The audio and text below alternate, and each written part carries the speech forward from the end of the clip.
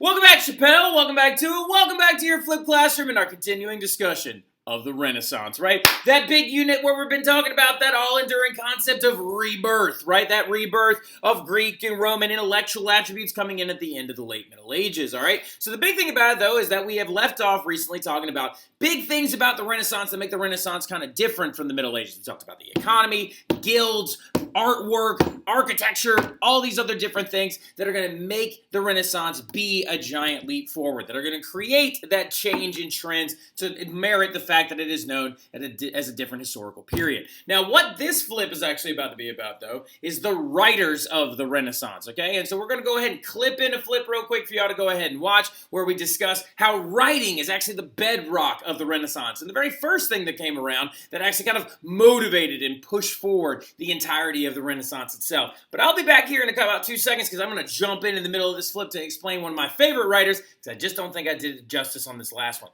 But I'll see y'all in a second. Y'all have a good one. Welcome back, honors. Welcome back to it. Welcome back to your flipped classroom and our discussion of the Renaissance, right? So we're now getting into really deep our discussion of the Renaissance, right? And remember, do not forget, your art presentations start when? Tomorrow, right? Your art presentations start tomorrow. You need to make sure you're coming ready, coming prepared, having that note card front and back that you're allowed to have up there and stuff like that, and be ready to give us an in-depth discussion and a very good art analysis presentation about your designed artwork, right? Can't wait to hear about Layla Malloy's Melancholia 1. Can't wait to hear about Haley Ruther's Brunelleschi's Dome, right? But the thing that we need to start off with is the stuff that we started off in class with today. Now, for those of you who were in class today, the 10 of you that were in class today, make sure you can go ahead and kind of re-listen to this if you want to, just to get another kind of description of it or whatever, but it is going to be a little bit condensed, right? We're going to be a little bit condensed. We're going to kind of move a little bit faster than we did in class today, because in class today we took a long time to talk about the hell in Dante's Divine Comedy and blah, blah, blah. But the big thing about that you got to understand is before we even start making new buildings, right, with Brunelleschi's Dome, before we start making new artworks at the Sistine Chapel ceiling, before we start making new sculptures like the Pieta and the David, we actually started the Renaissance off with writings, right? The writings of early philosophers and scholars from the Renaissance period are going to begin to be that first humanistic art form that kind of gets the Renaissance kickstarted, right? So ironically enough, yes, the Renaissance is best known for its visual arts, right? It's arts that came around that demonstrated massive growth in humanist thought in the visual arts, right? Paintings and frescoes and buildings and sculptures are going to come back. But writing was the first step to the Renaissance, right? Philosophy and scholarly articles are going to return. People are going to write guidebooks for men and women to achieve success. And another big thing about it is we're just going to begin to branch out a little bit, right? We're going to not necessarily just have the Bible as an available option of reading material. We're going to start translating things into other languages that are not just Latin and things like that, right? But to start our entire discussion off, you always begin your discussion of Renaissance writings with this guy, the big dumb ox himself, St. Thomas Aquinas. Why is he called the big dumb ox? Because he was quiet and reserved, and a very large person, right? A very big guy who apparently used to walk around his monastery very quietly and stuff like that while taking vows of silence, right? And we talked about this in class today, right? We discussed like how vows of silence were very early, like kind of very important to early like monks and nuns, and their vows of silence like gave them time to study or interpret and actually also to copy manuscripts, right? A big way that they actually did this was they would copy the Bible over from one copy to another, and that's why a big reason why you can actually see that the Bible inside of his hands right here is a handwritten one. So that's an important thing to kind of keep in the back of your mind. Well, St. Thomas Aquinas is also one of our earliest Renaissance thinkers, even though he was alive before the plague, right? He was alive over 100 years before the plague, alive around 1225 in the late Middle Ages when he's going to start doing a lot of his work. And he was a saint and he was a monk, as you can tell, with that really weird haircut and also his garb, okay? He worked inside of several different churches and things like that, became a monk, dedicated his life to God and to different studies, but he really became a Renaissance example when he started rebirthing and translating the works of Aristotle, right? And he began to use Aristotelian logic to try and analyze Christianity with the evidence and the ideas that Aristotle put out there, right? One of his best-known arguments is a questionnaire and a book where he wrote an essay where he said, "Is the soul corporeal," right? That's why in this painting, there is a very large emblem right here that may represent his sacred heart or soul, right? The big thing that he wrote was he tried to use Aristotle's logic to try and understand if the soul exists. Well, not if the soul exists. The soul does exist, according to St. Thomas Aquinas. Where it exists is important. Is it here in this earthly realm like this football is here? or is it someplace else? And he uses this idea to deduce where he believes that the soul actually resided. Now, the thing about it, though, is what is he doing right here? He's translating the work of an ancient Greek philosopher. He's analyzing an old idea using Aristotle's logic and creating new ones with it, right?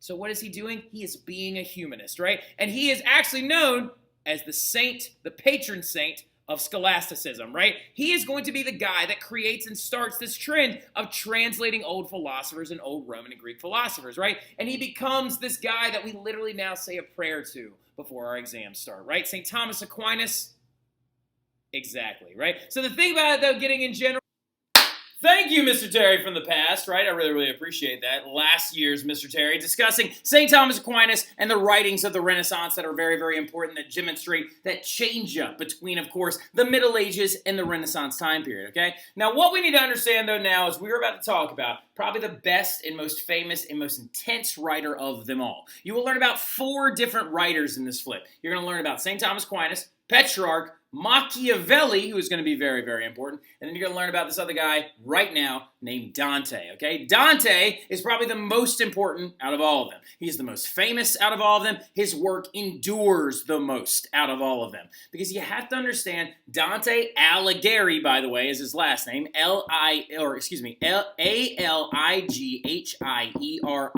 Dante Alighieri is a Florentine poet, which means he's born in the city of Florence in the early 1300s. This guy survived and saw a lot of things, okay? Dante Alighieri literally survived the plague and didn't die from it. When the actual plague killed 90% of the city of Florence, it didn't kill Dante. But Dante's biggest thing about him, and the reason why he is so different and so important and so special to the Renaissance, has to do with the style of writing that he's bringing back, right? Now remember, rebirth, Renaissance, bringing back, right? It's a very, very big important thing. The ancient Greeks and the ancient Romans were very well known for their famous pieces of literature, right? You've got the Odyssey by Homer, the Theogony by Hesiod.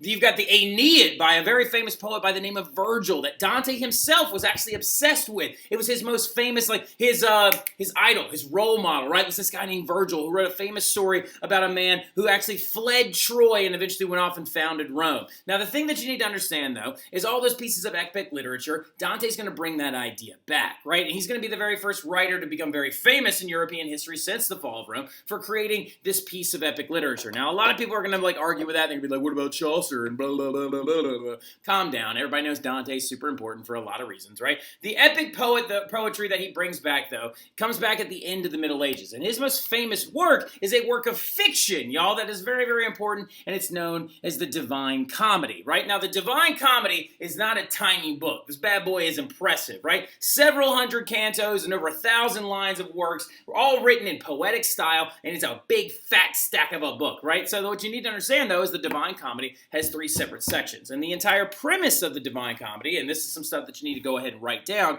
is that, literally, listen again, you're going to need to go ahead and write some of this stuff down. The Divine Comedy is based on the idea that Dante is taking a journey and a tour of the afterlife. He goes through hell, which in his book he calls the Inferno, Dante's Inferno, right? He then also goes through the mountain of Purgatory, which in his book he calls Purgatorio, and then also he goes through paradise, aka Paradiso, aka he goes to heaven and he meets God, right? Now the thing you need to understand about this, though, is a lot of it is related to Dante's personal story. The entire time he's actually chasing down this woman that had actually died and stuff like that. At the very, very beginning of the story, he literally hears her voice in a misty forest, and he goes up to the bottom of a mountain to start climbing it to get to her and stuff like that, and then all of a sudden a wolf and a leopard and a lion come flying down the mountain, and they're like, you can't go up there. And then after that moment, he then realizes that he has to take a journey through heaven, or through hell first, purgatory, and then heaven, before he can go and meet this woman named Beatrice that he's actually chasing after. Now, in the entire story, though, he's being led by a tour guide, and this tour guide is that guy that I just talked about 2 seconds ago,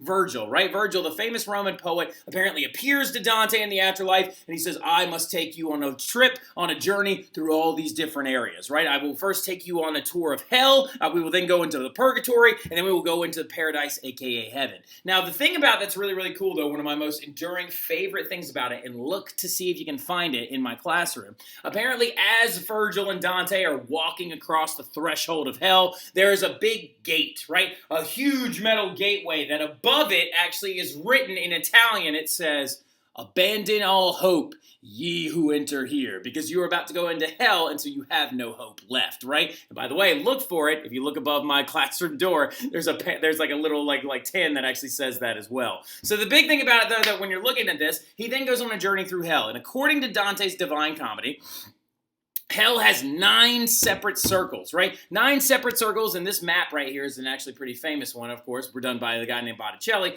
9 famous circles where all of the sinners are having their sins turned against them, right? And so, for example, in the area of lust, people are being blown around by strong winds. In the area of gluttony, which is actually down here, you can actually see people are rolling bags of their items and their gluttonous things that they coveted, all for throughout like this entire layer of hell for over and ever for all of eternity. And then on the other side of the wall of death, there is literally a very, very massive wall that actually separates the violent like crimes that are all down here from the rest of hell as well. Some of these actually include there are priests upside down in cauldrons with their feet being burned and stuff like that because they like committed the crime of simony. There are people like put into fiery pits that have committed the crimes of wrath, right? Alexander the Great apparently is drowning in a pool of blood over and over again in Dante's Inferno. He then eventually comes out the other side. He then climbs the mountain of purgatory and stuff like that, but not before he meets the devil, right? And so like looking at this picture of the devil real quick, apparently according to Dante's Inferno, hell is not hot, but it is cold, right? So looking at this picture of the devil that I'm about to throw up real quick, the devil also has a very, very different look, as you can tell. The devil apparently is actually frozen in a block of ice up to his chest. He has 2 giant bat wings, and he has 3 faces all around the sides of his head. And for all of eternity, the devil is not actually ruling hell, according to Dante. He is being punished, right? He is being punished, and his punishment is being forced to eat the 3 betrayers of the world over and over again. These guys just pop up on the ice in front of him, and he consumes their bodies wholesale over and over again, because according to Dante, the worst sin one could possibly commit is the sin of backstabbing or mutineers, right? People who actually go against someone and turn their backs on them, right? So the 3 guys, of course, that the devil is eating is none other than Cassius and Brutus, the guys who stabbed Caesar, and Judas Iscariot, the guy who betrayed Christ, right? Like, what a good story, okay? And the last thing you need to write down about Dante is what is really, really important is what type of literature he wrote this in. He wrote this in what's called vernacular, V-E-R-N-A-C-U-L-A-R, and vernacular languages, right? Dante wrote this entire thing in Italian. So this is a huge step away from the fact that most things at the time were written in Latin, right? A lot of things were written in Latin, including the Bible at the time, including the masses that you went to at the time were written in Latin. He wrote this in Italian. So any Italian who can read and write can read his story, right? And this is going to be the rise of vernacular literature, right? We're going to go ahead and like clip that other flip back in real fast, and we'll talk more about Dante in class, and I'll see y'all soon. Y'all have a good one. This woman he's looking for named Beatrice, right? But this fictional story by Dante is such a big deal because it sets the tone of Renaissance writings going forward and makes it so fictional literature and epic poetry makes a return, right? These writings are phenomenally important, and these are all going to be, all these guys are going to be in the matching section of your test, so make sure you pay special attention, okay? Now, then we've got Petrarch, okay? Now, Petrarch is more of the model, okay? Petrarch is one of the founders of the Renaissance, right? Fun fact, Petrarch actually might have known Dante. His father definitely knew Dante, right? They actually communicated with each other and stuff like that. But Petrarch is his last name. His first name is Francesco, all right? So Francesco Petrarch is one of the founders of the Renaissance and is considered the father of humanism, right? Because he begins to take the ideas of St. Thomas Aquinas, take the ideas of Dante, and mesh them together in the ideas of humanism, right? He loved translating old Roman works. Really starts his works in the early 1340s. Translated Roman texts by people like Livy and Titus and Epicurus and all these other famous Roman philosophers. He even wrote letters to them, right? Even though they were dead for like over 1,000 years, he would be like, Livy, I so forlorn the fact that I was not in your time or you were not in mine, right? He believed that the Romans were the most smart people that ever came around ever. He translated the works of Cicero and Caesar and stuff like that. And he's beginning to bring back or rebirth the ideas of the ancient Romans and the ancient Greeks, right? Which is the entire premise of humanism and what the Renaissance is founded on, right? He also apparently has a very famous work where he climbed a mountain just to see the view, right? So there's this famous story about him where he says they climbed Mount Venus, right? And Mount Venus is a very, very tall peak outside of Rome, right? And outside of Rome, Mount Venus has like never apparently been climbed since the ancient Roman period, but he climbed to the top of it, not to get closer to God, but just to see the view, right? So like just to see the view that ancient Romans used to look upon all the time, right? Because he wanted to kind of make a humanist effort in and of himself. Now, notice he's breaking away from theology. Now, he did say that apparently, like, if you do things like this, if you climb this mountain, it will bring you closer to God, but it's not about God in and of that essence, right? It's about you, your personal strive, your personal forward, your personal growth, right? Just go up there and just see the view because it exists here in this worldly place. He also, fun fact, is going to be the person that coins the term Dark Ages in reference to the Middle Ages, right? He's the one that referred to the Middle Ages as the Dark Ages because they had plummeted down and all of the Roman goods and things were gone, right? And he also created the study of this concept of the liberal arts, right? He believed that education should be much more well-rounded, right? That people should not only learn the Bible, but they should also learn Roman texts, learn translations, learn how to translate, learn to read Latin, learn rhetoric, which was a big thing, how to write, how to argue effectively, how to use grammar more properly, right? And so that's why we call him the father of humanism, right? Now, the next thing you need to understand before we go any further is how fast are these writings spreading around, right? St. Thomas Aquinas, Dante, Petrarch, all those guys had to write all of their books by hand, right? And if copies were ever done of them, they also had to be written by hand. Like, for example, we got a couple pictures right here. This is one of the earliest copies of the Divine Comedy. It's from circa 1390, right? Probably about like 20 to 30 years after Dante had already died. And this is a very famous scene right here that we talked about today in class. Remember, girls that were in class today? The lion, the wolf, and the leopard came flying down the side of the mountain to tell Dante to back up and turn back. And here's Virgil right here who shows up in the forest and stuff like that, and shows him through hell and stuff like that. Abandon all hope, ye who enter here. I need that sign, Megan Wolf. I need it. All right, so now the big thing about it, though, in general, is that is one of the earliest copies, but look at this, y'all. This is hand decorated. This is all painted and drawn by hand. All of the words are written by hand. All of the manuscripts are done by hand. That makes these books extremely rare. They are handwritten. They are hand decorated. The copies take forever. And write this down, y'all. Books that Dante, Petrarch, and St. Thomas Aquinas wrote were also very expensive, right? Like so, because the thing about it is they were basically works of art in and of themselves. But then something amazing is going to happen, and this bad boy gets invented, right? None other than Johannes Gutenberg's printing press, right? Which, shout out Mr. Wooderson, because I know apparently he talked to y'all about this.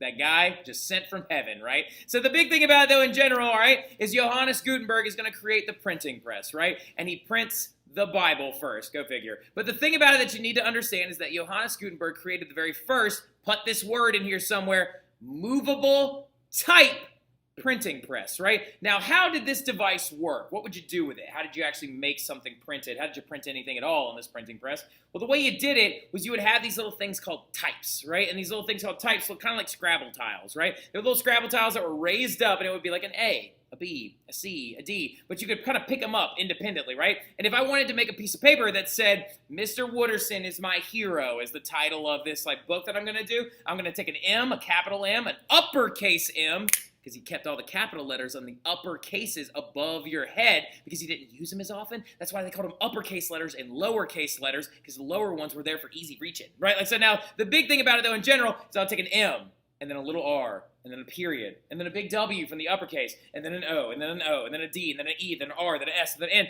and I would line them all up, give it a space, line all the next word up, give it a space, I would cover it in ink, and then I would put it inside of this device, put a piece of paper right there, and press it, kind of like exactly like a stamp, right? And then I'm going to do it, though, multiple different times. I'm going to do it hundreds of times so I can create a cheaper and more accessible book, right? A text, a better text, right? But it's going to be much cheaper because it's not handwritten anymore. It's not hand decorated anymore. This is going to cause literacy rates to explode. The printing press is very important, and it's going to be important to the progression of European history for the next several hundred years, right? So looking at this thing as well, Gutenberg's press, though, is it the first one?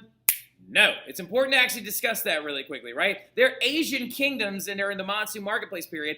actually created printing presses over 100 years before Gutenberg ever created his. The only major difference between them was the fact that Gutenberg's was made out of metal, right? And the Asiatic ones were made out of wood.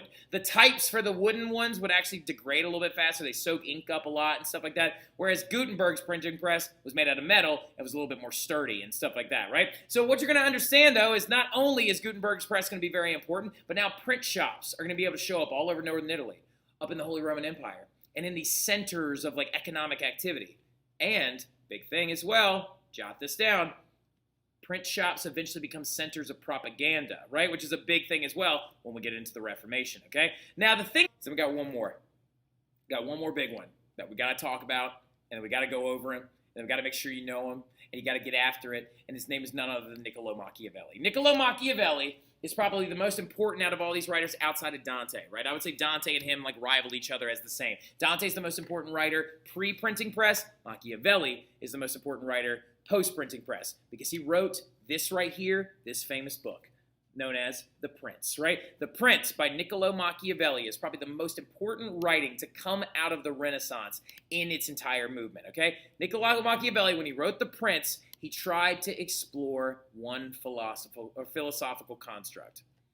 What is the best style of government, and how should a ruler rule over his people, right? And so the thing about it was he was inspired by this, okay? So just to give you some background on Nicolo Machiavelli. Nicolo Machiavelli is from Florence, right? He's from Florence, Italy. And so what other family is also from Florence, Italy? Oh, nothing other than the Medici, right? And apparently after the wake of this crazy monk named Girolamo Savonarola took over, and he kind of like had everybody in Florence like burn a bunch of stuff. Oh, fun fact, Elena Savage, your Birth of Venus was almost burned when this crazy monk took over Florence. Well, when this crazy monk took over Florence, he ran the Medici family out, and they were in exile for quite some time. Well, after that crazy monk ends up getting killed by the church, and the Pope has him burned at the stake and stuff like that at the Bonfire of the Vanities, or after the Bonfire of the Vanities, this guy named Piero Soderini comes in and takes over in the wake of the absence of the Medici family. And Machiavelli is his assistant, right? And then here come the Medici back. They raised an army. They retake over Florence. Machiavelli ends up getting tortured by the Medici family, gets arrested, gets beaten, and then gets exiled out of Florence, right? And while he was exiled outside of Florence, he began to ask himself, after all that political turmoil, after a crazy monk shows up and burns everything, and then after this other guy shows up, and then after the Medici raise an army back and come back in, he wanted to ask himself, if a monarch is in charge and if rulers are in charge, is it better for that ruler to be feared or loved? What is better here? What is the better cocktail of all this stuff, right? Is it better for that ruler to be feared or loved, okay? Because he said, in the long run, let's go ahead and answer his question. What do you guys think? What do you think he said? I see a lot of nods. I see a lot of heads moving and stuff like that. Some of y'all might say loved because maybe you'll be less likely to act out against him if you love them. But some people say feared because you say you wouldn't want to be taken advantage of, right? Well, the thing about it is Machiavelli said that it's better for a ruler to be both if he can. But if he has to pick one, he needs to be feared, right? Because if you are feared, then you are going to be able to live effectively, rule effectively, and you will always know that the ends will justify the means. What he basically advocated for was a cunning, ruthless ruler, right? Somebody that shows like the qualities of a wolf and a fox, right? Being intelligent and also very kind of malicious at times when they needed to be, right? And so the thing about it, though, is there's one very, very important little quote that goes along with this as well, okay? He said that, yes, a ruler must be feared or loved. Yes, whatever. You should be both, but it's better to be feared. But he also said you shouldn't be hated. Because if you are hated, the people will simply rise up against you and overthrow your government, right? And that little book became one of the most important tomes of political development going forward for the next several hundred years. But that right there is it. That's the Renaissance writers we needed to talk about. I'll see y'all soon. Y'all have a good one.